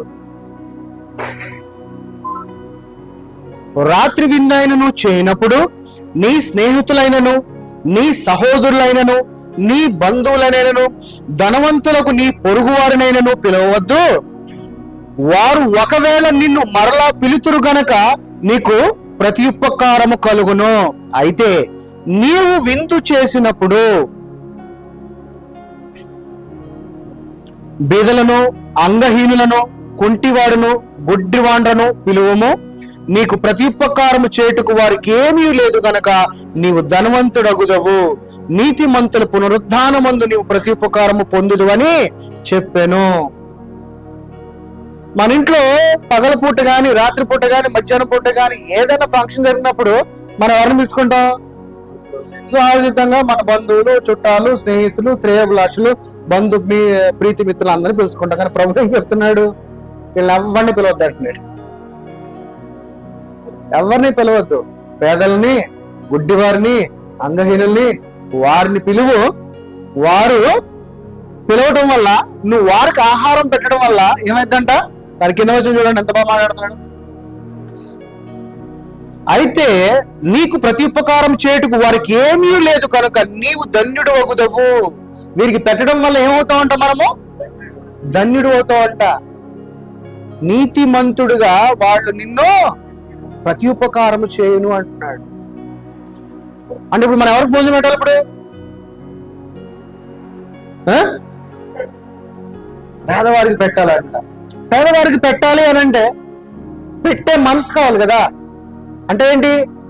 పెట్టే మనసు అంటే అంత ప్రేమ ఉండాలి కదా, అంత గుండె నిండా ఉండే అంత ప్రేమ ఉండాలి కదా. అంత ప్రేమ మనం ఎవరిలో చూపిస్తాము? మన ఇంట్లో మన పిల్లల మీదో, లేకపోతే మన చుట్టాల మీద చూపిస్తాం. కానీ దేవుడు ఏమంటున్నాడంటే అది కాదు, నువ్వు ఇలాగ జీవించు అంటున్నాడు. ఇలాగ జీవించాలంటే అంటే అర్థమవుతుందా? స్పిరిచువల్ మ్యాన్కిను ఫిజికల్ మ్యాన్కి డిఫరెన్స్. ఫిజికల్ మ్యాన్ నీ కళ్ళతో ఉన్నదాన్నే చూస్తాడు, ఫిజికల్ మ్యాన్ డబ్బును చూస్తాడు, స్టేటస్ను చూస్తాడు, హోదాను చూస్తాడు. కానీ నీ స్పిరిచువల్ మ్యాన్ ఇవేమీ చూడడు. నువ్వెంత విరిగిపోయినా, నువ్వెంత చెడు బ్రతుకు బ్రతికినా, నువ్వు ఎలాంటి వాడువైనా కానీ మనం వాడిని ప్రేమిస్తాం. ఎందుకంటే ప్రభువు నీలో ఉన్నాడు కాబట్టి వాడిని మార్చడానికి నువ్వు ప్రేమిస్తావు. అదే ధనవంతుడు అలాంటి వాడిని చూసాడంటే చిచి పోరా పక్కపో అంటాం. అందుకని ప్రభు అన్నాడంటే నేను వారి కొరకు రాలా, నీతిమంతుల కొరకు నేను రాలేదు, నేను వచ్చింది విరిగి నలిగిన వారి హృదయముల కొరకు అన్నాడు, వారిని రక్షించటానికే అన్నాడు. సో ఇలాంటి మైండ్ సెట్. అందుకని ఏమంటున్నాడంటే ప్రభు రెన్యూర్ మైండ్ అంటున్నాడు. నీ మనసును మార్చుకో, రూపాంతరం చెందు, లేకపోతే నువ్వు ఏది కూడా చేసిన ఉపయోగము లేదన్నాడు. మత్తయి సువార్త 6:25 ఒక 4-5 వచనాలను క్లోజ్ చేద్దాం. మత్తయి సువార్త 6:25.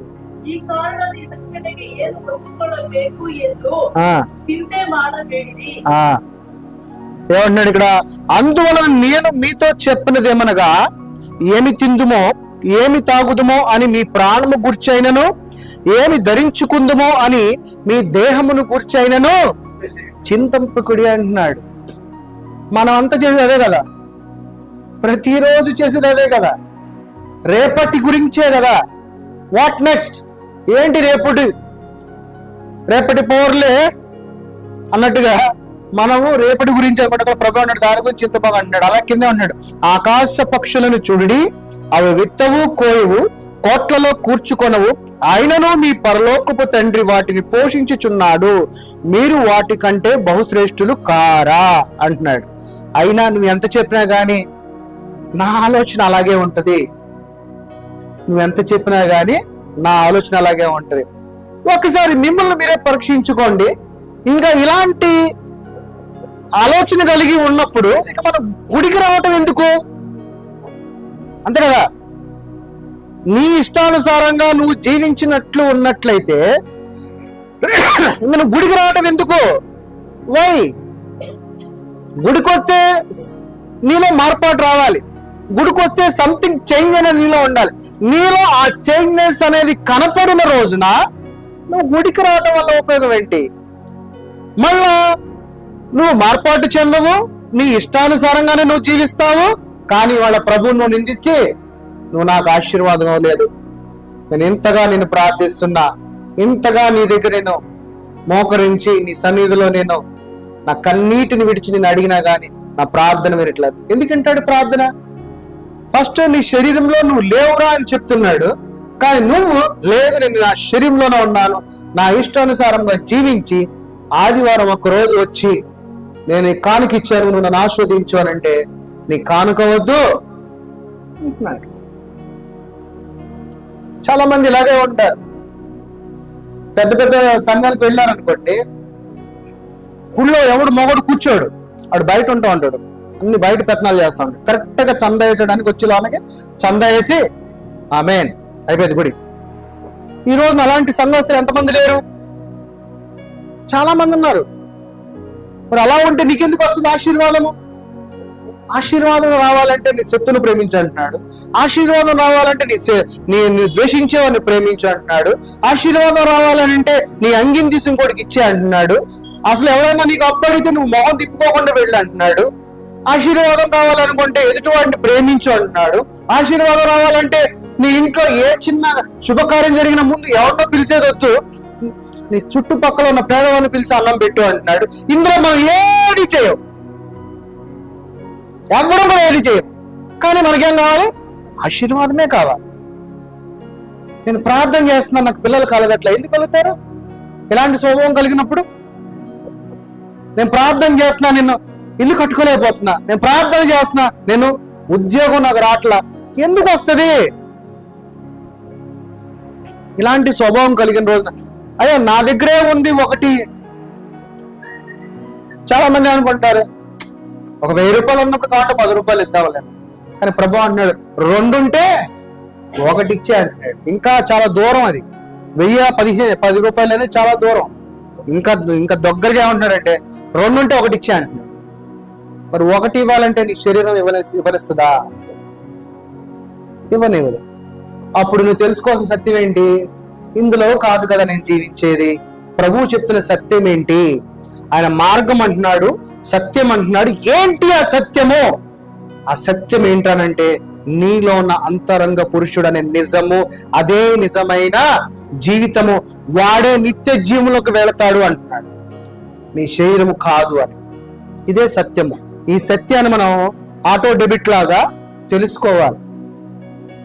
వాక్యం వింటే ఏదో విన్నాము వెళ్ళిపోయాం అనేది వృధా. వాక్యం వింటే నీలో మార్పాటు రావాలి, పశ్చాత్తాపం రావాలి, చేంజ్ రావాలి, రెన్యూ యువర్ మైండ్ రావాలి. ఇలాంటి ఆశలు లేని రోజున నువ్వు ఎలాంటి జీవితం జీవించినా ఉపయోగం లేదు. మత్తయి 7:1, మీరు తీర్పు తీర్చుకుడి, అప్పుడు మిమ్మును కూర్చుని తీర్పు తీర్చబడదు. మనము ఎవరి మీద కూడా జడ్జి చేయకూడదంట. చాలా మంది మన జీవితంలో చేసేదే జడ్జి. ప్రతి ఒక్కరి జీవితంలో వాడి ప్రైవసీ లైఫ్ లోకి వెళ్ళిపోతాం, వాడి కుటుంబంలోకి వెళ్ళిపోతాం, వాడి ఫ్యామిలీ లైఫ్ లోకి వెళ్ళిపోతాం, వాడి పిల్లల లైఫ్ లోకి వెళ్ళిపోతాం. మనకు మనమే జడ్జి చేస్తా ఉంటాం. కానీ దేవుడు ఏమంటున్నాడంటే నువ్వు ఎవరి గురించి జడ్జి చేయమాక అంటున్నాడు.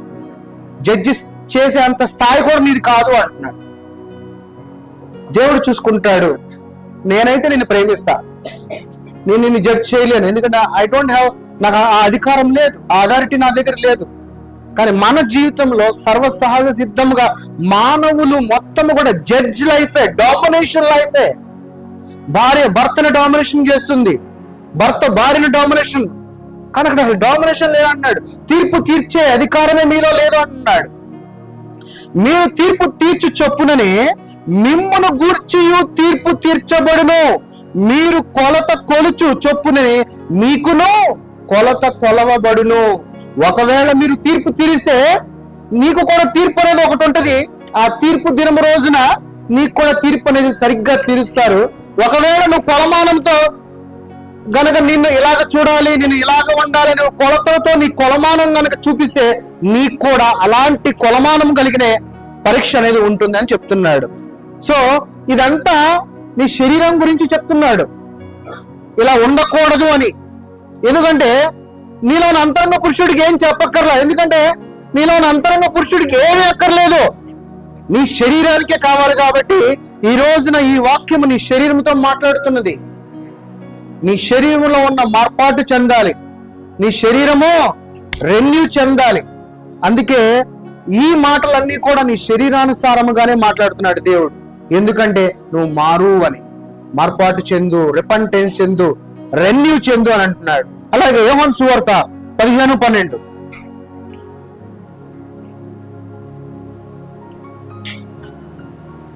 మీరు నొకరినొకడు ప్రేమించు వలనటయే నా ఆజ్ఞ అంటున్నాడు. ఎవరిని ప్రేమించాలంట? దేవుడు మనల్ని ప్రేమిస్తున్నాడంట. అలాగే మనము కూడా ఒకరిని ఒకరుగా ప్రేమించడమే ఆజ్ఞ అంటున్నాడు. ఇది ఆయన ఒక కమాండ్ పెట్టాడంట. ఆ కమాండ్ ని, ఒక గవర్నెన్స్ ని మనము నడవాలి అంట, లేకపోతే ఆ గవర్నెన్స్ ని మనము అనుసరించాలి అంట. ఆ అనుసరించేది ఏంటంటే జస్ట్ లవ్ అంటున్నాడు. లవ్ యువర్ ఈచ్ అదర్ అంటున్నాడు. పక్కనున్న వాళ్ళని ప్రేమించంటున్నాడు. ఈ సంఘంలో ఉన్న వాళ్ళు కాదు, చీకటి సంబంధులుగా ఉన్న మేబీ నీ హైందవ సోదరులు ఉండొచ్చు, లేకపోతే మన ముస్లిం సోదరులు ఉండొచ్చు, లేకపోతే దేవుని నమ్మని వాళ్ళు ఉంటారు కదా, నాస్తికులు అంటారు వాళ్ళైనా కానీ. సో వాళ్ళకి సత్యం తెలియదు, అందుకని వాళ్ళని మనం ప్రేమించాలి. ఎందుకంటే సమాజంలో అందరం కలిసి ఉన్నాం కదా, అందరం మిక్స్ గా ఉన్నాం, సపరేట్ గా ఎవరు లేవు, అందరం కలిసే ఉన్నాం. కానీ అందరం ఆయన పిల్లలమే, ఎవరం కూడా ఇక్కడ సపరేషన్ అనేది లేదు. లూకా సువార్త 6:36,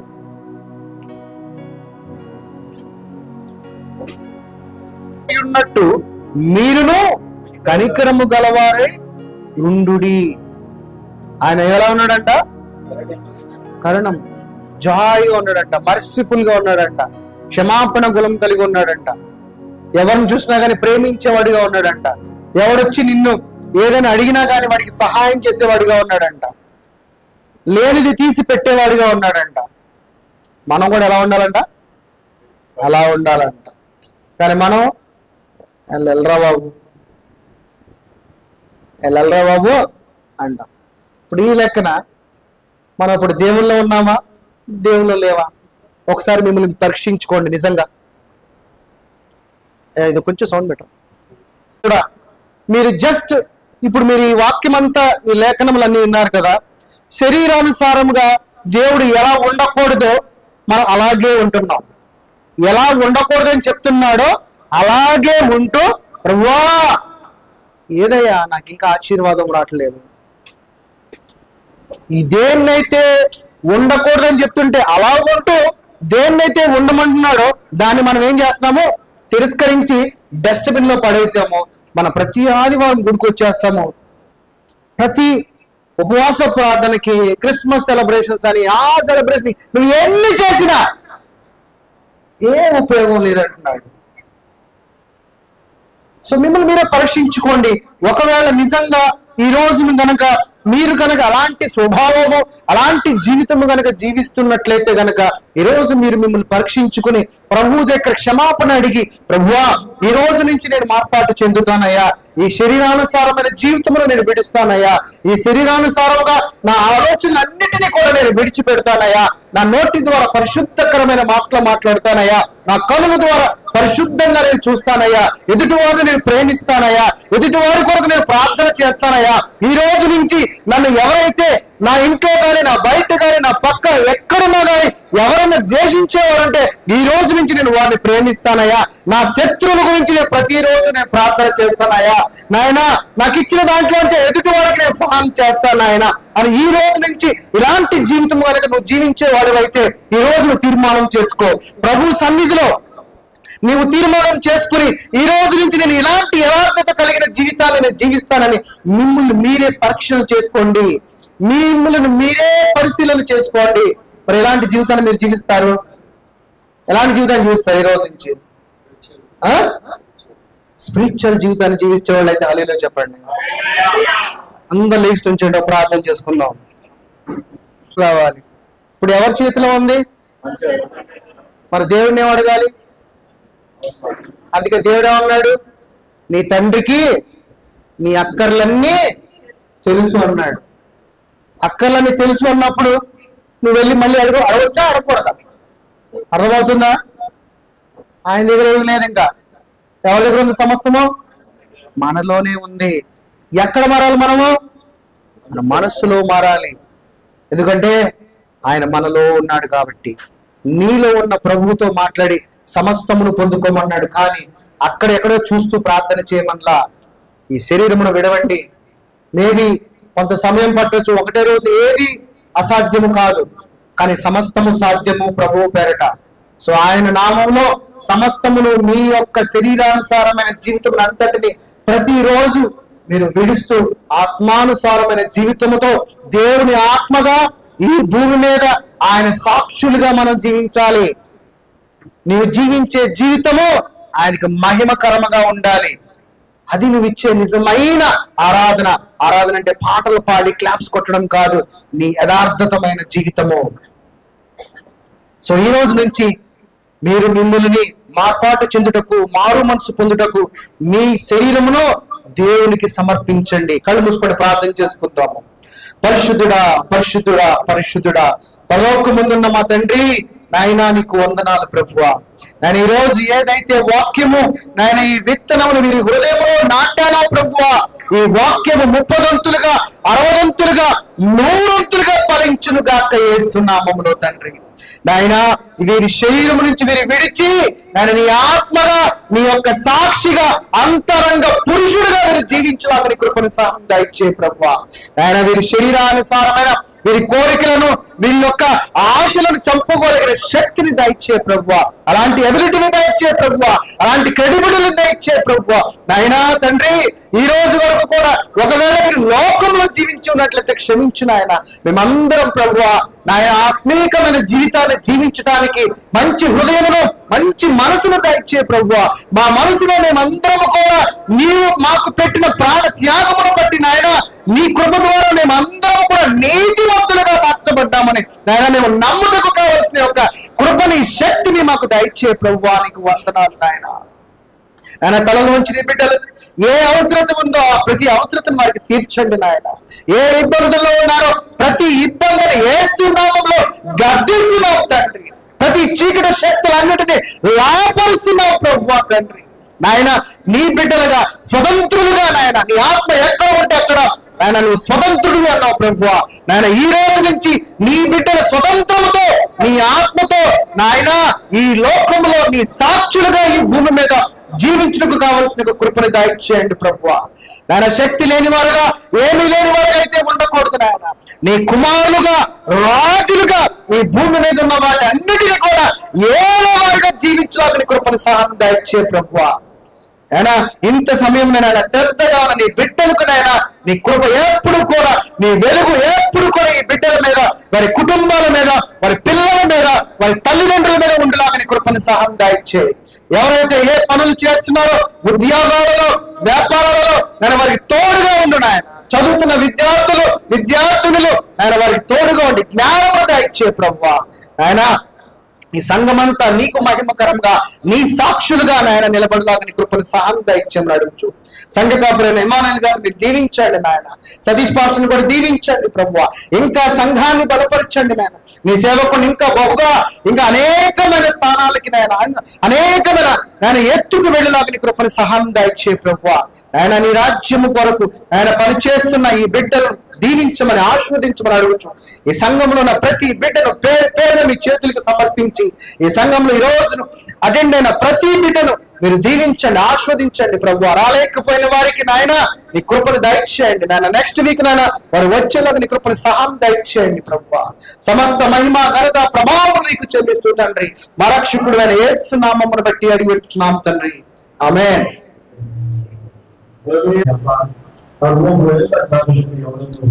ಈ ಉಪಯೋಗಪಡಿಸಬೇಕಾಗಿ ಇನ್ನು ದೇವರೇ ವಾಕ್ಯದ ಆ ಮಹಿಮೆಯನ್ನು ಅಪ್ಪ ಜನರು ತೋರುವ ರೀತಿ ಅಯ್ಯ ಅವರನ್ನು ನೀವು ಉಪಯೋಗಪಡಿಸಬೇಕಾಗಿ ಅವರ ಕುಟುಂಬದಲ್ಲಿ ಅಪ್ಪ ಸಿಸ್ಟರ್ಗೆ ಅಪ್ಪ ಅವರ ಮಕ್ಕಳಿಗೆ ಅವರ ಜೊತೆಗೆ ಬಂದಿರುವ ಒಬ್ಬೊಬ್ಬರಿಗೆ ಅವರ ಕುಟುಂಬಕ್ಕೂ ನಾವು ಪ್ರಾರ್ಥಿಸುತ್ತೇವೆ ಸ್ವಾಮಿ. ಸಭೆಯಾಗಿ ನಾವು ಅಪ್ಪ ಇವರನ್ನು ನೀವು ಆಶೀರ್ವದಿಸಬೇಕಾಗಿ ಪ್ರಾರ್ಥನೆ ಮಾಡಿಕೊಂಡು ಎಲ್ಲ ಕಾರ್ಯಕ್ರಮಗಳಿಗೆ ದೇವರೇ ಅಪ್ಪ ಅವರಿಗಾಗಿ ಸೋತ ಅವ್ರು ಬಂದಿರುವ ಅಪ್ಪ ಸೋನಾಗಿ ಸೋತ ಅವ್ರ ಮಕ್ಕಳಿಗಾಗಿ ಸೋತ ಅವ್ರ ಜೊತೆ ಬಂದಿರುವ ದೇವರೇ ಅಪ್ಪ ಮಹೇಂದ್ರ ಸಾಹೇಬ್ ಅದ್ವೈತವಾಗಿ ಅಪ್ಪ ಮಿಸ್ಟರ್ ಬಾಲಕನಾಗಿ ಅವ್ರ ಜೊತೆಗೆ ಬಂದಿರುವ ವಸಂತ ಬೃಂದನಾಗಿ ಬಂದಿರುವ ಅಪ್ಪ ಯಾರು ಅವ್ರ ಜೊತೆಗೆ ಬಂದಿದ್ದಾರೋ ಒಬ್ಬೊಬ್ಬರನ್ನು ಅಪ್ಪ ಪವಿತ್ರಾತ್ಮನಾಗಿರುವ ದೇವರು ನೀವು ಅಪ್ಪ ಇವತ್ತು ನಮ್ಮ ಜೊತೆಗೆ ಮಾತಾಡಿರುತ್ತಲ್ಲ ದೇವರೇ ಸ್ಪಿರಿಚುವಲ್ ಮ್ಯಾನ್ ಆಗಿ ಫಿಸಿಕಲ್ ಮ್ಯಾನ್ ಆಗಿ ಅಲ್ಲ ಸ್ಪಿರಿಚುವಲ್ ಮ್ಯಾನ್ ಆಗಿ ಒಬ್ಬೊಬ್ಬರು ಅಪ್ಪ ಅವರು ಸಾಕ್ಷಿಗಳಾಗಿ ಜೀವಿಸಕ್ಕೆ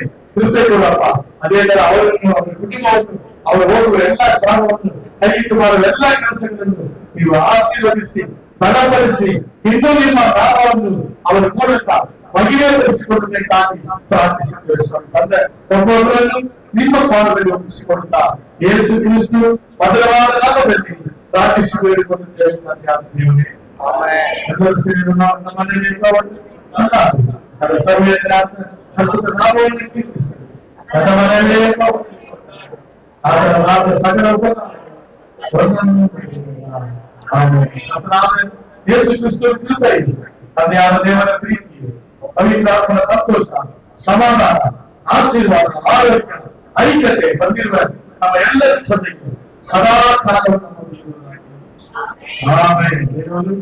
ನಿಮ್ಮನ್ನು ಆಶೀರ್ವದಿಸ್ತಾರೆ. ನಿಮಗೆಲ್ಲ ಸ್ನಾಕ್ಸ್ ಅಲ್ಲಿ ಕೊಟ್ಟಿದ್ದೀವಿ. ಮುಂಚೆ ಪ್ರಾರ್ಥನೆ ಮಾಡುವುದಾಗಿದ್ದರೆ ಬಂದು ಬೇಗ ಪ್ರಾರ್ಥನೆ ಮಾಡಿಕೊಂಡು ಮತ್ತೆ ಅವರಿಗೆ ತುಂಬಾ ತುಂಬಾ ಸಭೆ ಪರವಾಗಿ ನಾವು ಸಲ್ಲಿಸುತ್ತೇನೆ. ಅವ್ರಿಗೂ ಅವರೇ ಪ್ರಾರ್ಥನೆ ಮಾಡಬೇಕಾಗಿತ್ತು. ಆದ್ರೆ ಸ್ವಲ್ಪ ಆದ್ರೂ ಅವರು ನಮಗಾಗಿ ನಮ್ಮೆಲ್ಲ ಗ್ರಾಮಕ್ಕಾಗಿ ಯಾವಾಗಲೂ ಪ್ರಾರ್ಥನೆ ಮಾಡ್ತಾರೆ, ವಿಚಾರಿಸ್ತಾರೆ. ತುಂಬಾ ಸಂತೋಷ ಬಂದಿರೋದು. ಯಾವಾಗಲೂ ಲಾಸ್ಟ್ ಬುಧವಾರ ಫೋನ್ ಮಾಡಿ ಬರ್ತಿರೋದು ಅಷ್ಟೇ. ಒಂದೇ ಒಂದು ವಾಕ್ಯ ಸರಿ ಅಂದ್ಬಿಟ್ಟು ನಾವು ಇದು ಮಾಡಿದ್ವಿ. ಅಯ್ಯ ಇಟ್ಟು ದೊಡ್ಡ ದೊಡ್ಡ ಪ್ರೋಗ್ರಾಮ್ಸ್ ಎಲ್ಲ ಮಾಡಬೇಕು. ಅಲ್ಲೆಲ್ಲ ದೇವರು ಬರುವ ಕಾಲದಲ್ಲಿ ದೇವರು ಮಾಡ್ತಾರೆ. ಅದಕ್ಕಾಗಿ ಪ್ರಾರ್ಥನೆ ಮಾಡ್ಕೊಳ್ಳಿ. ಅಂದ್ರೆ ಎಲ್ಲರಿಗೂ ಅವ್ರ ಜೊತೆಗೆ ಬಂದಿರೋ ಎಲ್ಲರಿಗೂ ನಮ್ಮ ಪೆಡಿಯ ಡಿಪಾರ್ಟ್ಮೆಂಟ್ ಅಸೆಂಬ್ಲಿ ಸಭೆ ಪರವಾಗಿ ಅದನ್ನ ಸಲ್ಲಿಸಿಕೊಳ್ತೇವೆ. ಪ್ರಾರ್ಥನೆ ಮಾಡ್ಕೊಂಡು ಬಂದು ಪ್ರಾರ್ಥನೆ ಮಾಡ್ಕೊಂಡು ఫుల్ బిజీ అయిపోయారు అసలు. నాన్ స్టాప్ మీటింగ్ ఆమె కొందరు ఆరోగ్యం బలం జ్ఞానం దయచేస్తున్నాం. తండ్రి మీకు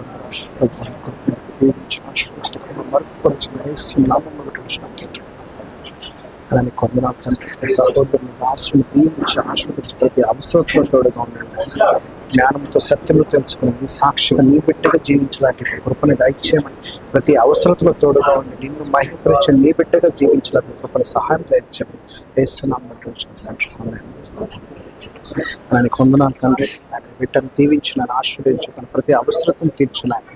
తనకు మంచి కెరీర్ని దయచే తన కొరకు నీవు సిద్ధపరిచిన సమస్తము తనకు బయలుపరిచి నీ సాక్షిగా నిన్ను మహిమపరిచి నీ కుమార్తెగా జీవించలాగా కృపని సహాయం దయచని వేస్తున్నామని బట్టి వచ్చిన తండ్రి.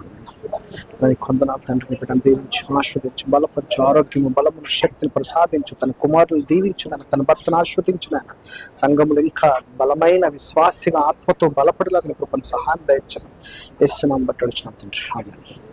అలానే కొందనాలు తండ్రి నీ బిడ్డలెత్తను దీవించిన ఆస్వాదించిన బలపరిచిన కృపలో మరుగుపరిచిన వేస్తున్నాం తండ్రి. అలానే కొందనాలు తండ్రి నీ బిడ్డను దీవించి ఆస్వాదించి ఆరోగ్యం బలమును శక్తిని ప్రసాదించిన కృపలో మరుగుపరిచిన వేస్తున్నాం తండ్రి. అలానే కొందనాలు తండ్రి నీ బిడ్డను దీవించి ఆస్వాదించిన కృపలో మరుగుపరిచిన ఆరోగ్యం బలమును శక్తిని తీర్చివేస్తున్నట్టు.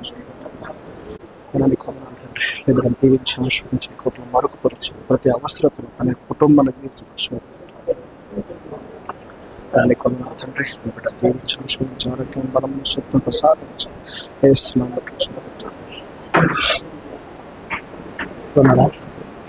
దాని కొందనాలు తండ్రి నీ బిడ్డ దీవించి ఆస్వాదించిన దాసుని దీవించిన మంచి కెరియర్ని మంచి ఉద్యోగం మంచి జీవితాన్ని లీడ్ చేయగల కృపను సహాయం దయచేయాలి. ప్రతి అవసరతను తన హృదయంలో ఏదైతే ఉందో సమస్తమును విడుదల దయచేయాలని అడుగుతున్నాం తండ్రి. నీ బిడ్డ నీ చేతులు సమర్పించి అడుగుతున్నాం తండ్రి. కొందనాలు తండ్రి నీ బిడ్డ దీవించి ఆస్వాదించిన కృపలో మరుగుపరిచిన ఆరోగ్యము బలము శక్తిని ప్రసాదించి నీకే సమస్తము మహిమ ఘనత ప్రభావములు చెల్లించి ప్రతి అవసరతను నామములు తీర్చమని అడుగుచు రక్షకుడిని